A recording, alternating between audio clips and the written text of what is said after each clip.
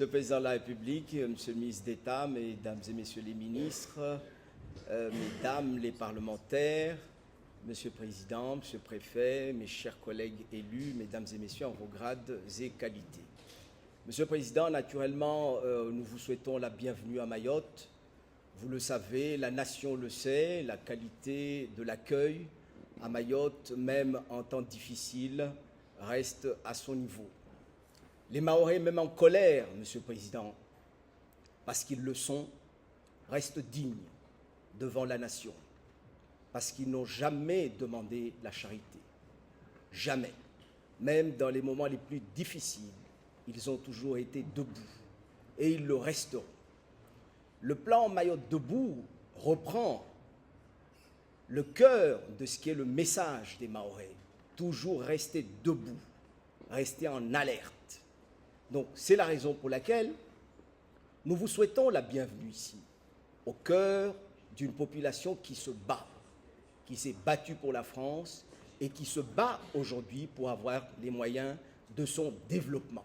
Alors oui, vous ne l'aurez peut-être pas vu, parce que c'est le protocole qui préside aux visites présidentielles, mais il y a dans les quartiers, dans les rues, la colère, Monsieur le Président, et je vous demande de l'entendre. Je vous prie de l'entendre.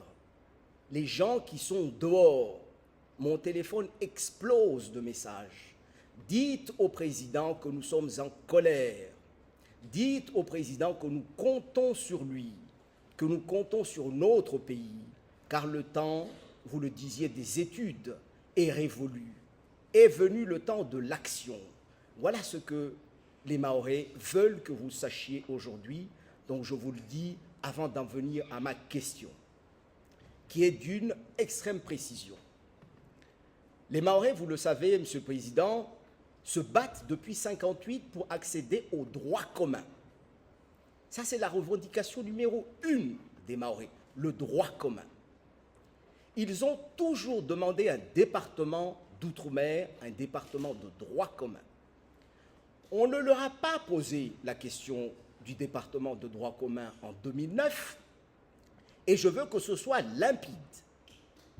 Le président Sarkozy, qui a l'amitié des Mahorais, a posé la question de la collectivité unique appelée département. Les Mahorais avaient voté oui, parce que c'est la première fois qu'un président de la République mettait dans une question référendaire le mot département. Le deal, puisque le mot est à la mode, qui a été pris, c'était que dans 10 ans, nous referions le bilan de cette expérimentation qui était la collectivité unique pour savoir, et vous le disiez fort bien depuis les Antilles, dès le lendemain de votre élection, est-ce que les Mahorais sont heureux avec le statut actuel? On ne leur a jamais vraiment posé la question. Les Mahorais nous disent aujourd'hui que nous voulons ouvrir ce débat, puisqu'on nous a donné la collectivité unique, mais on ne l'a jamais demandé.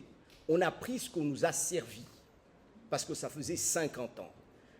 Le 10 avril dernier, à l'unanimité ici, les collègues ont demandé à ce qu'un débat soit ouvert sur cette question statutaire, qu'on ait un statut de droit commun, une collectivité, un département d'outre-mer d'une part, et une région d'outre-mer d'autre part.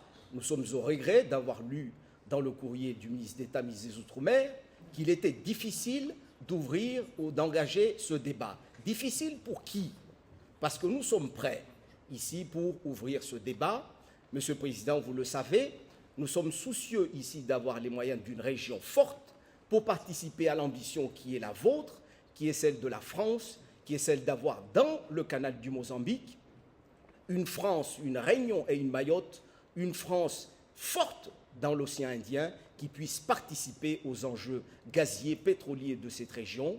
C'est à ce débat-là que nous voulons participer et nous demandons ici instamment, au nom du Conseil, de reconsidérer la position qui nous a été écrite et d'accepter dans la loi de tracer un chemin vers cet avenir.